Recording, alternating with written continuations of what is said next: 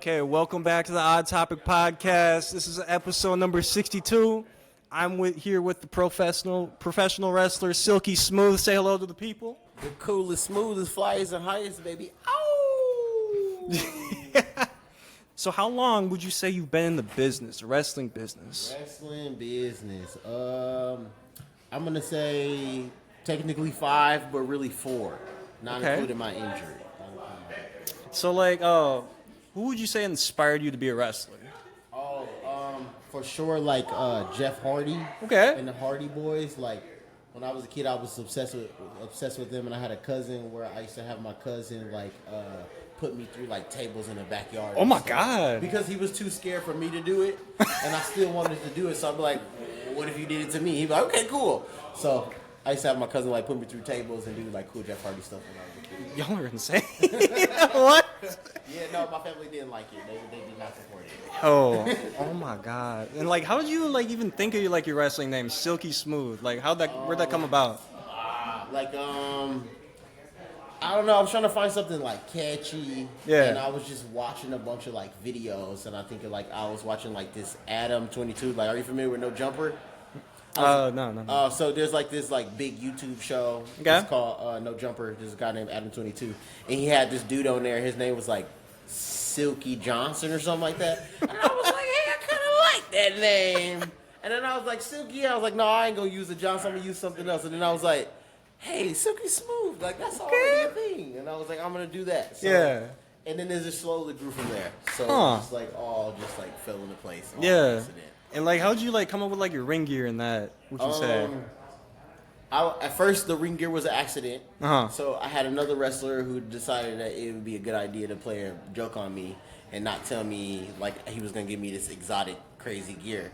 So then I get the gear, and it's not at all what I was thinking. Uh-huh. At first in my mind, I was thinking I was gonna do this Black Power, Malcolm X, Martin Luther King type of thing, like Farouk, type of thing. I'm like, yeah. So that was my idea, and then I get this gear, and it's lime green zebra print with bedazzled on it. So I'm upset. I'm extremely irate. I'm like, you think this is a joke? Yeah, this sucks. But at the time, I didn't have any money, so it was so my girlfriend was like, yo, either you do this or you don't do anything at all. So if it wasn't for my girlfriend, I probably wouldn't have had enough courage to even try to be Silky Smoove. Man. Yeah. Yeah, you just got to meet the right people in life to push you. Yeah. Right. She said it looked cool, so we went with it. Yeah, I like it. It's something new, something fresh, yes. Something you haven't seen before. Yeah, it's kind of that retro feel. Yeah. But it's still brand new. That's what I'm going for. And I see that you're a huge Prince fan. Was that always something that you liked from a kid?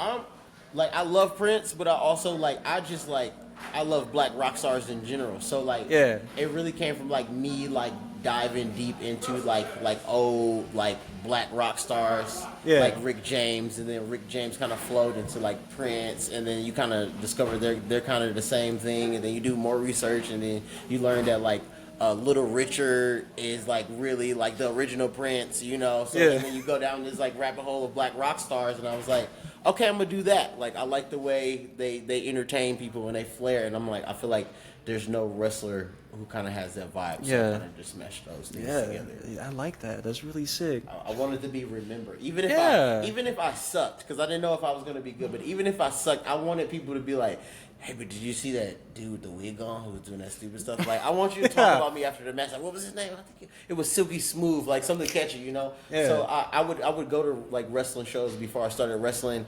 and I would think to myself what did I remember from that wrestling show? Yeah. And sometimes it would be just a cool move or something, but I wanted to make sure when I wrestled that even if they didn't remember the moves, they remember my name, and maybe had a branded image of who I was in their brain.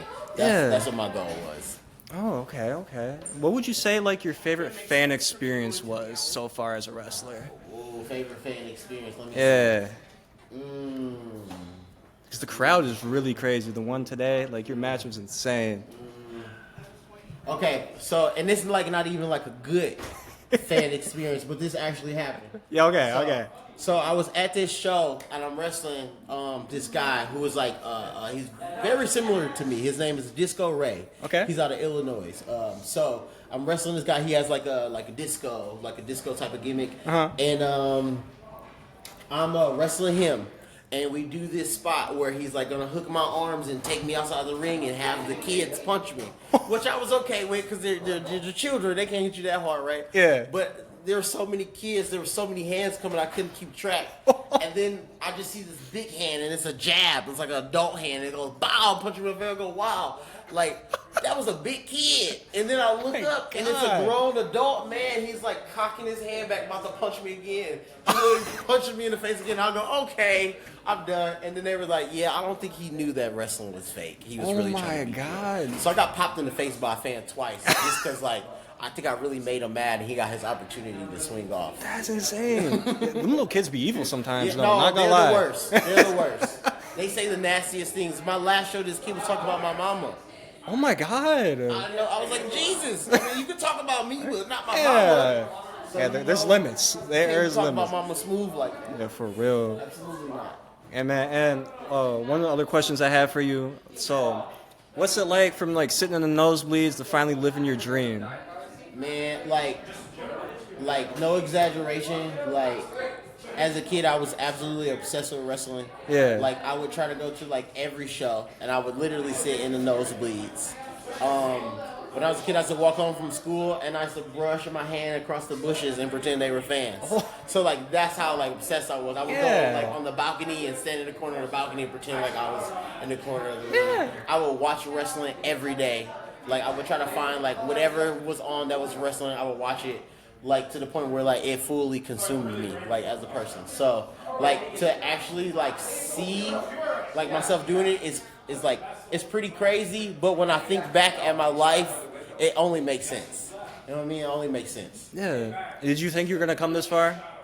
No. Honestly. I had no. So, I'm going to be honest with you. Like, when I first went to wrestling school, I took my first bump, and it felt like I got hit by a car. And I rolled out of the ring, and I looked at the people in the ring, and I looked at the door, and I contemplated, should I get out of here? I was like, I should just leave, because there's no way. And then I stopped and I asked myself, so you telling me we got to do this over and over again? I got to fall over? And he said, yeah. And I go, this don't feel right. Yeah. So I'm kind of like, you know, but I'm like, I always dreamed of doing this, so I can't just give up because it hurts. Yeah. You know, but it hurt really bad. And then it's like, I'm also a bodybuilder. Like, I'm also a natural bodybuilder. And I've been doing that for a while, and that could be pretty painful. So when I went to the class, they're like, yo, you're going to be sore. And I'm like, I lift weights. I know what sore is. And I woke up the next day, and I was like, oh my God. I feel like I beat up by 9 people. My neck was hurting. It was a completely different pain. And then I humbled myself after that. I was like, okay, let me relax. You know, so. It's a lot harder than you thought it'd be. Yeah, way harder than I thought. And I actually was doing it and, like, wasn't even, like, really taking it serious. I wasn't taking myself serious. Yeah. And, like, I liked it, but I was like, you know, I kind of wanted this as a passion and a career, and I don't know if I can actually do this, you know. I don't know if it's like, you know, really that obtainable, you know. Like, I'll be 30 at the end of this month. So for me, it was like, do I really want to try to do this? And then I had a show with Sheldon Benjamin. Oh, okay. So I had a show with Sheldon Benjamin, and I was just doing my thing, like, you know, just doing what Silky Smoove does. And then after my match, I went to the back. And then he, like, pointed me out, and I thought I did something wrong. I was like, oh, damn it. I did something bad. And then he's like, this guy right here. This guy gets it. And I was like, what? Yo. And then I was like, all right, I'm taking this serious from now on. If one of my favorite wrestlers tells me that I'm good at it, then I'm going to fucking do it. Yeah. And I've been doing it ever since, like, full throttle, you know? Is he, like, one of the couple guys that you met so far, like, from, like, WWE? Yes. That's, like, one of, like, and I used to play, like, video games with him. I've met, like, Velveteen Dream, ironically. Oh. He actually liked my stuff as well. So many, but those are the ones that I remember, like Sheldon Benjamin, Velveteen Dream, Chavo Guerrero was cool. Oh yeah, he's sick. One time, he's amazing. He looks like when he wrestles in the ring, it looks like you're watching a 2K video game. Like his sequences is like on a whole nother level. You know, so heck yeah, like those would be like my most memorable like big stars that I've seen. I've also met Teddy Long as well. Oh, that's crazy. Yeah, super cool dude. showed me his WWE Hall of Fame ring, and also he's like really cool with the Boogeyman. So he was showing me like some pictures of him and the Boogeyman. Oh my God, he was super cool. Bro, that is insane. Do you ever get nervous being out there with a bunch of people? Heck yeah, every time. Every time I'm like super nervous, like, and it never goes away. And like, I try to play it cool, like I got it, and even if like I feel like I got everything under control, I'm just still nervous, you know, because like I'm a perfectionist and I want to do my best and I want everything to be perfect. And like, you know, in wrestling, it's live. You only get one take. You know? Like you're doing stunts, but you only get one chance to do the stunt in front of everybody. So like it's like really nerve wracking. So I'm nervous every time. And like believe it or not, what saves me is this wig.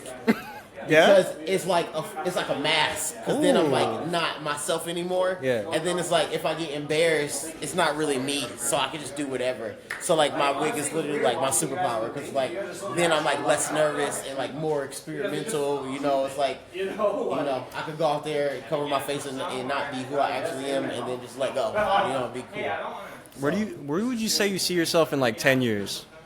Man, I'm trying to be the next John Cena. You know what I mean? To be honest. You know, or I might pull a Stone Cold, you know, and just get the bag and disappear. you know, sell on some merch or something like that of that nature. You know, as far and as big as I can go. You know, I'm not looking to do it forever. You know, I still want to have my body at the end of the day, which is something that I'm, concerned about. But as long as I can, and I'm trying to be the next Hulk Hogan, John Cena, I'm trying to get on the walls, the posters, the book bags, so when kids go to school, like, I want Silky to be all on that. So that's my goal. Yeah. Even if I'm getting beat up every night, like, who cares? As long as I'm on the TV, Speaking of getting beaten up all the time, what would you say is the most painful move that you ever took in so far? Or even like foreign objects, you'd say. Okay. Foreign objects. Okay, so I actually just had my first no disqualification match in ICW Milwaukee. Ooh. And that was the first time I got beat with a kendo stick. It was the first time I got hit with a chair. And they told me that the kendo stick was going to be worse than the chair. It was not. It was not. The kendo stick was like, okay, that kind of stings. But the chair, it felt like somebody hit me with a piece of wall. It was horrible. I was like, yeah, please don't do that again. Oh, my God. And it's like when they hit me, I really stayed down because I was like, do not hit me again. That's all a Silky need is one chair. I get it. Yeah. So I feel like the chair shots to the back was the worst. I feel like they hit me with drywall. Bow! Oh, my God. I stayed down for real. I don't know how, like, people be doing, like, them barbed wire bats and all that. Yeah. Listen, you won't, I'm sorry. Unless they paying handsomely, you will not see Silky Smoove doing anything involves death match. This is Silky. This is death matches. They on two separate ends. I'll go tables, ladders, chairs. Okay. I'll go table match. I'll go cage match, Hell in the Cell. But I'm not touching no barbed wires. I'm not touching no glass bulbs. That's out of my jurisdiction. Yeah. Have you ever drew blood in a match? Or ever? On accident. Ooh. On accident. So I actually really took a big boot and bust my lip open. Like, pretty bad. Yo. And then, like, I was thinking, like, to work the match, I was like, when I get kicked, I'm going to tell the ref I'm bleeding and look at my mouth. I was really bleeding. I was like, ref, oh, my God, I'm really bleeding. This is for real. So it worked for the match perfectly. Yeah. But I was planning on saying that already, but then when I touched my hand, I was really bleeding. I was like, oh, my God. Oh. So, heck yeah. That is insane. Heck yeah. What would you say is like your most painful injury you ever took in so far? Believe it or not, like my Achilles injury, like I didn't feel any of that. Really? Yeah, like kind of like my leg just kind of went numb. And I can't say that I actually had like any crazy injuries, but I would say like bumping sucks. Yeah, I've heard. Yeah. Yeah, my back hurt. Stuff like that. But yeah, no, I try. I'm pretty safe. The people I wrestle with are pretty safe. Yeah. So, my last injury was self-inflicted, and besides that, I don't really have any crazy injuries or anything like that. Well, that's good, Yeah. Because you gotta really trust the other opponent, because they're your whole, Yeah. Oh yeah. No, it's a dance. Yeah. It's a two-way. For real. But you can step in if you need to. Yeah, we're just filming a podcast. Yo, what's up? Yeah, say what you want to say, man. Please say whatever you want to say. Whatever I want to say. Yeah, we're live on the podcast. Is it catching me right now? Yep. You got about 6 minutes to wrap this shit up so I can go get a beer. Okay, deal. All right, man. Thanks for having me. All right. That's Big the Stick. That's a legend, by the way. Yo, I could tell, man. Man, that was crazy. But I seen that you holded a couple belts, like on your Instagram page. Oh yeah. I am the current legacy heavyweight champion, Milwaukee, Wisconsin. That's where I'm gonna have a steel cage match September 12th. Yeah, go see him. And then also, I'm an ICW tag team champion. My partner is not a man; it's a Yeti. It's a Bigfoot.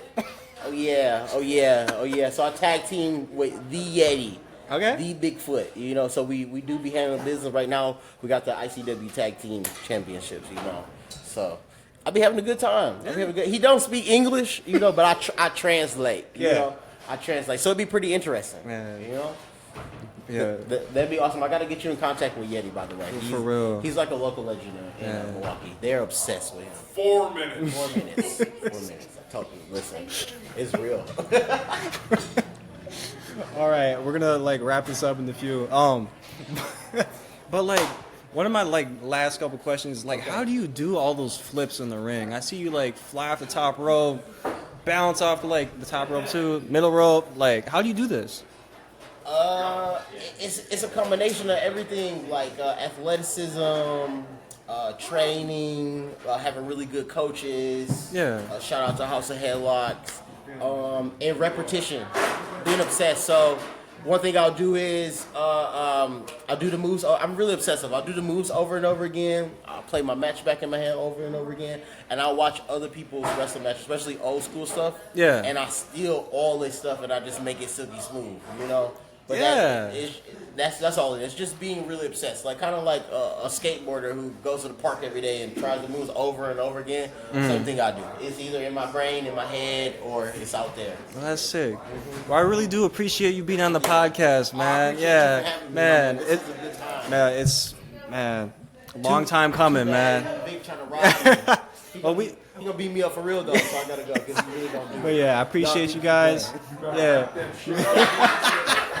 I told you. Yeah. But yeah, go see him in Milwaukee. What'd you say, September 5th? Yeah, September 12th. September 12th. Yeah. Ow. Yeah. Having a great time. That was awesome. Yeah, that was